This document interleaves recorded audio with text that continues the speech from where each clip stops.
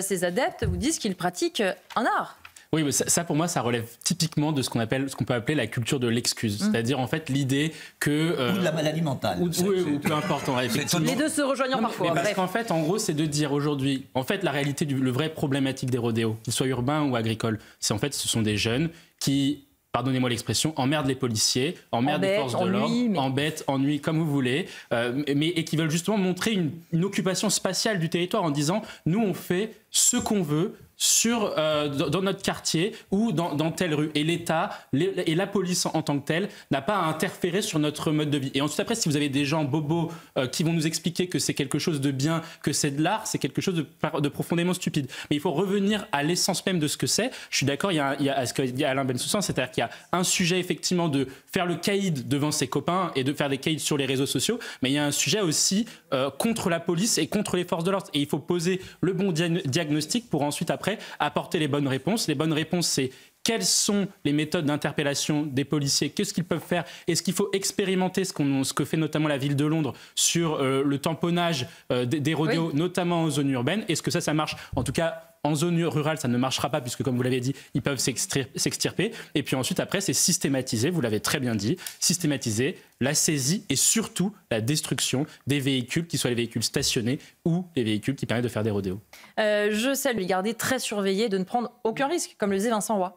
Surtout sur plein de sujets, on a depuis 2004, on a inscrit dans la charte de l'environnement la notion de principe de précaution. Pourquoi on n'applique pas le principe de précaution sur les sujets de sécurité notamment? Et là-dessus, moi je pense qu'il faut être très clair, quand on a eu des liens et des accointances avec l'islamisme, on a d'une certaine manière déclaré la guerre à la France. Et donc, à ce titre-là, au regard de la menace que ça fait peser sur les Français, il faut quand même rappeler plus de 300 morts du terrorisme islamiste depuis 2013, il faut effectivement, je pense, être sur une doctrine de surveillance maximale de toutes ces personnes-là et de se donner du coup et de donner aux administrations et aux agents les moyens de le faire. Alain Bensoussan, avec toute la question aussi des téléphones en prison, Célia Barotte donnait le chiffre de téléphones saisis. Hier, Gérald Darmanin à Nîmes disait « Mon téléphone a fonctionné pendant toute la visite de... »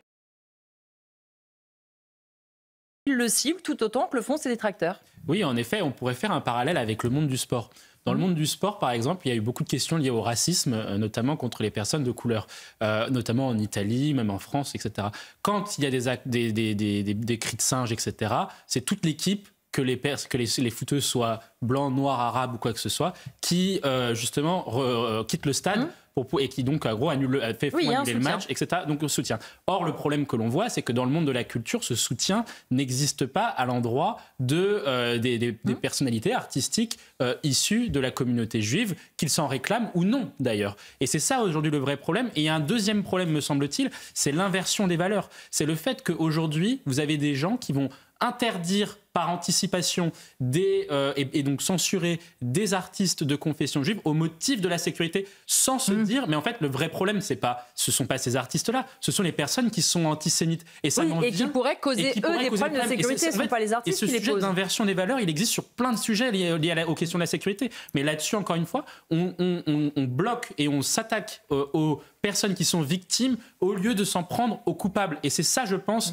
qui crée du ressentiment à l'endroit de ceux qui se comportent de cette manière-là. Et après, un troisième point qui est un point de bascule majeur, et je pense que l'Europe est en train de rater son tournant historique, c'est qu'aujourd'hui, l'Europe, de plus en plus par ce type de décision, devient un continent où il fait moins bon vivre pour les Juifs. Et on peut prendre plein d'exemples comme ça. Il y a effectivement en France avec Amir, etc.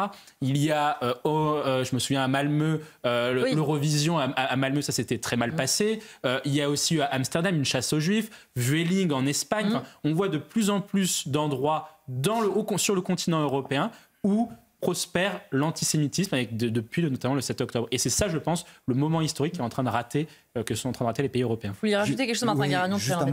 Il y a plusieurs sujets dans ce que vous dites et ça n'engage que moi, mais à titre personnel, je trouve que sur les questions liées de la politique culturelle d'un point de vue global, depuis 40 ans, de trop nombreuses parties de la politique culturelle sont subventionnées par le contribuable et au service d'un agenda politique de gauche d'une certaine façon, sociétalement, etc., etc. Et le problème qu'il y a, et c'est pour ça que je voulais notamment réagir sur Rock en Seine, c'est le fait que la région Île-de-France, donc de Valérie Pécresse, et la mairie de Saint-Cloud retirent leurs subventions publiques à partir du moment où l'objectif de politique culturelle, qui est un bon objectif que je ne conteste pas en tant que tel, et je ne conteste pas le rôle de l'État dedans, mais à un moment donné, quand on a une politique culturelle à ce point idéologisée, les subventions publiques devraient être retirées. Ensuite, après que M. Pigasse soutienne des initiatives qui vont dans le sens de sa vision du monde, pourquoi pas, mais ensuite, après, qu'on ne reproche pas, et ça fait le lien avec du coup ce sujet-là, qu'on ne reproche pas à d'autres mécènes privés, notamment M. Sterin, de financer des activités culturelles, parce qu'à un moment donné, je me mets à la place des gens qui sont de droite dans ce pays, plus globalement, quelle que soit leur couleur politique, mais qui sont de droite, qui n'en peuvent plus que la politique culturelle soit prise en otage par la gauche et par l'État, et que on ne refuse à des gens de droite de financer des activités culturelles. Merci. Oui, alors, il y a deux sujets en fait. Le premier sujet, c'est sur la lettre en tant que telle de Benjamin Netanyahou, et puis ensuite après la position et la reconnaissance par Emmanuel Macron de l'État de Palestine. Sur la lettre de Netanyahou, il faut le dire assez clairement, il est difficile d'attribuer à Emmanuel Macron, il est impossible d'attribuer à Emmanuel Macron l'augmentation des actes antisémites en raison de cette décision de reconnaissance de l'État de Palestine. Il n'y a pas de lien direct entre les deux. Ceci étant dit, il faut quand même noter que depuis le 7 octobre, plus de 300, on a une explosion des actes antisémites. Nous, on avait fait un travail dessus, on avait répertorié, on est à plus de 300% par an, et surtout une explosion des actes antisémites dans la sphère individuelle, donc c'est-à-dire des personnes de confession juive françaises qui aujourd'hui cachent leur nom sur la boîte aux lettres, qui aujourd'hui ne sortent plus avec des signes distinctifs parce qu'on s'en prend davantage à eux qu'à des lieux de culte, etc.